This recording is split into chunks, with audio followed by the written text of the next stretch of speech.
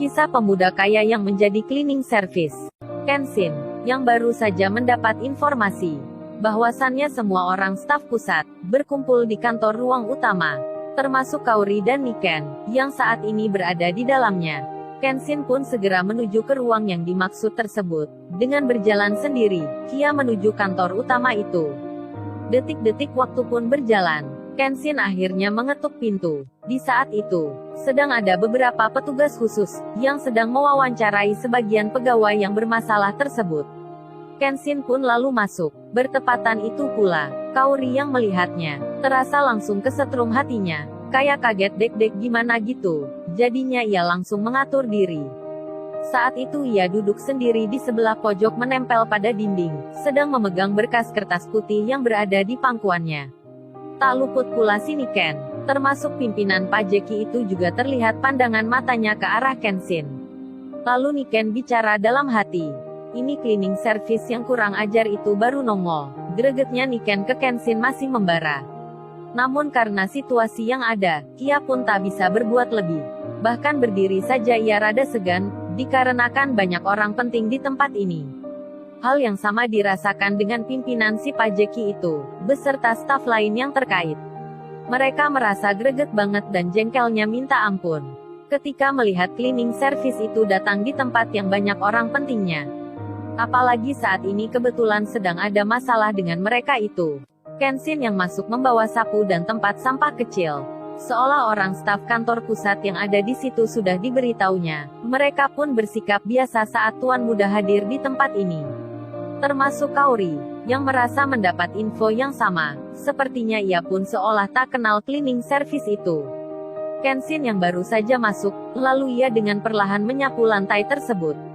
Kemudian ia mulai berjalan pelan dan pelan, sampai mendekat ke tempat duduknya Niken.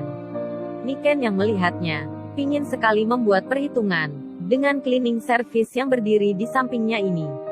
Namun, karena situasi yang tak memungkinkan, ia pun menahan kuat-kuat rasa dendamnya itu. Seolah hadirnya Kenshin ini, serasa meledek dirinya, yang tak bisa berbuat apa-apa saat ini. Niken pun menahan amarahnya yang begitu dalam-dalam. Tak lama kemudian, Kenshin mengitari tempat duduk pimpinan si pajeki yang memarahinya kemarin. Tempatnya tak jauh dari Niken. Lalu dengan pelan Kenshin pun bicara hingga Niken pun mendengarnya. Gimana Pak, saya ini jadi enggak dipecat ya? Kalau jadi tolong segera dikabari ya, biar saya cari kerja lagi. Pimpinan itu lalu melihat ke arah Kenshin, masih dengan pandangan yang merendahkan. Karena fokus masalah yang sedang dihadapinya saat ini, ia pun menunjuk Niken yang ada tak jauh dari tempatnya duduk. Lalu ia menjawab, kamu tanya Niken itu. Ekspresi wajahnya menunjukkan tak suka dengan orang yang bertanya, seakan ingin memarahinya. Namun Kenshin hanya terlihat biasa saja. Sambil menyapu lantai, Kenshin berjalan perlahan mendekat ke Niken lagi. Lalu ia bertanya, gimana Mbak Niken? Apa jadi yang saya di PHK hari ini? Gak sabar nih aku nunggu keputusannya. Karena situasi yang tak memungkinkan, Niken membalas Kenshin dengan bicara pelan sekali. Jangan kurang ajar kamu. Lihat aja nanti, pasti gue PHK lu. Resek aja kerjamu udah lu keluar sana. Niken mengusir Kenshin. Kenshin yang mendengarnya pun membalas. Lalu ia berkata, jangan pelan gitu dong Mbak bicaranya, biar lainnya bisa dengar juga. Niken makin muntap marahnya. Nih cleaning service makin englunjak aja katanya. Awas lu ya. Lalu Niken bicara lagi masih dengan suara yang pelan. Lu sudah jadi orang sintingnya sekarang. Udah keluar sana, kamu udah aku pecat nih. Seolah tak mendengar itu, Niken pun hanya mendapat cueknya Kenshin. Kenshin tak melihat dan mendengar apa yang dikatakan barusan. Kemudian ia berjalan ke arah pojok di mana Kaori saat itu berada. Kaori yang kemarin terdiam, dan tak bicara pada Kenshin karena kesalahpahaman itu. Seakan menjadi deg-degan saat seorang cleaning service berjalan menuju tempatnya. Lalu tiba-tiba duduk di sampingnya. Yang jarak antar mereka hanya berselang 1 meter. Terlihat Kenshin merasa percaya diri banget. Entah apa alasannya ia duduk di tempat itu. Niken, yang bersama staf-staf lain itu pun melihatnya. Termasuk pimpinan sementara si pajeki. Mereka bicara dan mengira sendiri, udah gila cleaning service itu, berani dan kurang ajar banget duduk bersama di samping staf pusat. Mereka tahu Kauri adalah salah satu staf pengawas perusahaan ini. Namun mereka tak tahu, tak merasa curiga atau tak merasa aneh dengan reaksi Kauri yang hanya diam saja. Padahal yang duduk di sampingnya adalah seorang cleaning service. Lebih-lebih mereka juga tak merasa aneh. Mengapa semua staf orang penting yang ada di tempat ini tak terganggu dengan kehadiran Kenshin yang leluasa gerak sana gerak sini? Padahal ruang kantor ini sedang sibuk banget dengan pemeriksaan hal yang penting. Kauri yang merasa ada Kenshin di sampingnya, ia tetap tak bicara. Namun ia merasa rada-rada gimana gitu. Kayak tentrem suasananya. Bersamaan hal tersebut, tiba-tiba di balik pintu, datanglah Wendy dan ayahnya serta security yang jadi pembantunya itu. Rupanya, Kenshin sudah bercerita pada pegawai pusat yang ia temui sebelumnya, untuk menangani hal yang ia rasa mencurigakan. Kebetulan, pegawai itu baru saja memeriksa beberapa kantor, terutama berita tentang adanya meeting yang sebelumnya diinfokan Ibu Karina.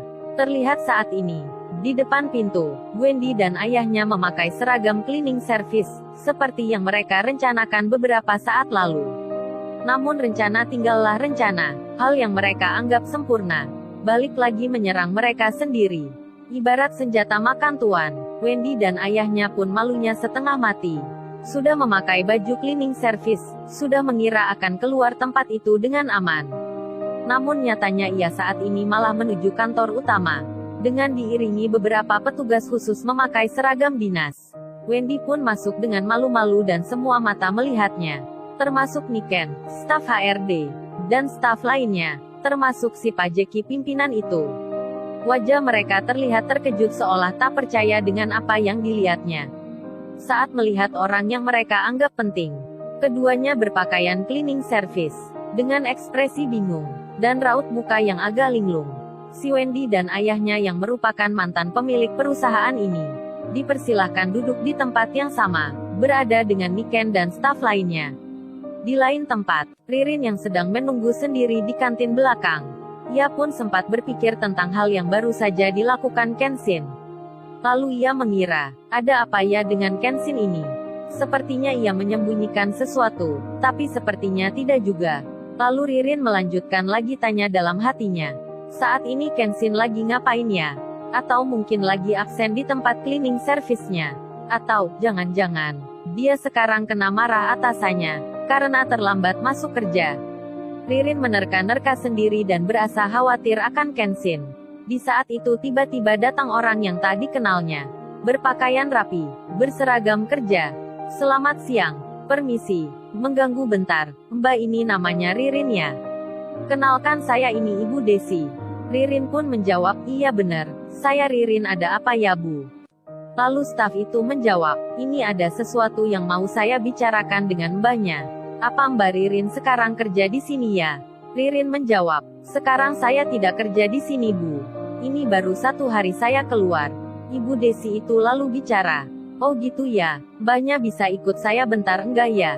Ririn menjawab, kemana ya, emang ada perlu apa ya Bu? Karena soalnya sekarang ini saya juga lagi menunggu teman. Ibu Desi itu pun menyahut, iya gak apa ini, enggak lama cuman bentar aja Mbak. Akhirnya, Ririn pun meninggalkan kantin belakang itu, lalu mengikuti staf tersebut berjalan menuju suatu tempat. Sementara, Wendy yang telah duduk di ruangan itu, dengan wajah tertunduk malu dan lesu. Ia tak bisa bicara seakan diam 1000 bahasa. Apalagi dengan pakaian yang dikenakannya saat ini. Makin menambah rasa ketidakpercayaan dirinya. Melihat hal tersebut Kenshin pun berdiri. Lalu ia berjalan ke tengah, berada di depan orang-orang yang sebelumnya memegang kuasa di perusahaan ini. Kauri pun melihatnya. Bersamaan itu, Ririn tiba di depan pintu bersama Ibu Desi. Kemudian ia masuk. Saat itu Kenshin yang tepat berada di tengah sedang memegang sapu. Jadinya Ririn langsung mengira, oh rupanya, Kenshin sedang kerja di ruangan ini. Lalu ia pun menyapa, hei Ken, kerja di sini ya? Kenshin yang mengetahui Ririn hadir, ia pun tersenyum, lalu membalas, hei Rin, iya saya di sini. Ada apa kesini Rin? Kenshin pura-pura bertanya, padahal ialah yang merencanakan ini. Di sudut ruang pojok Kauri terlihat hanya memerhatikan. Tak habis pikir, Niken, Pak Jeki dan staf-staf yang terkena masalah tersebut, termasuk Ibu Dewi bagian HRD. yang meledek Ririn beberapa jam sebelumnya, juga nampak bingung dibuatnya. Ini Ririn admin yang baru saja berhenti kerja. Saat itu Ririn juga masih tak mengerti ada perlu apa dirinya dibawa ke tempat ini. Kemudian, ia dipersilahkan duduk di meja depan, berdampingan dengan para staf pusat yang bekerja di perusahaan besar itu. Ririn tak mengerti dibuatnya. Lalu ia bertanya, ini ada apa ya Bu? Saya masih tak mengerti ini. Terlihat Kenshin masih saja berpura-pura menyapu lantai. Karena ada hal tersebut, si Wendy akhirnya mengangkat wajahnya. Maka terlihatlah Ririn berada di meja yang sama dengan staf-staf kantor pusat. Begitupun Niken dan lainnya yang melihat dari tempat duduk. Saat melihat itu perasaan mereka seakan syok dibuatnya. Tak percaya dengan apa yang dilihatnya.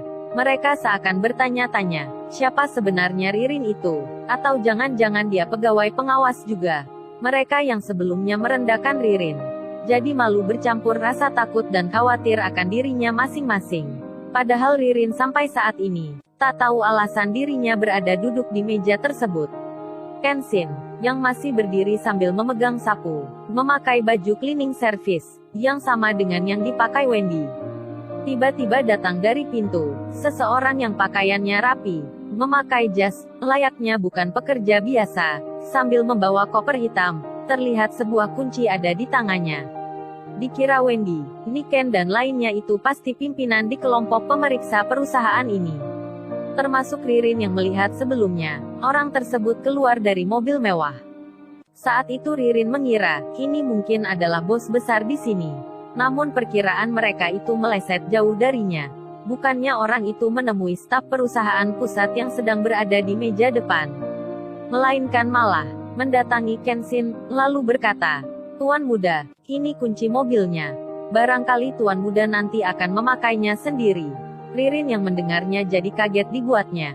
Begitupun Niken, Wendy, si Pak Jackie, dan staf-staf yang sedang diperiksa di tempat itu. Mereka semuanya terhenyak. Melihat seorang cleaning service di depan mereka yang dipanggil dengan sebutan, Tuan Muda.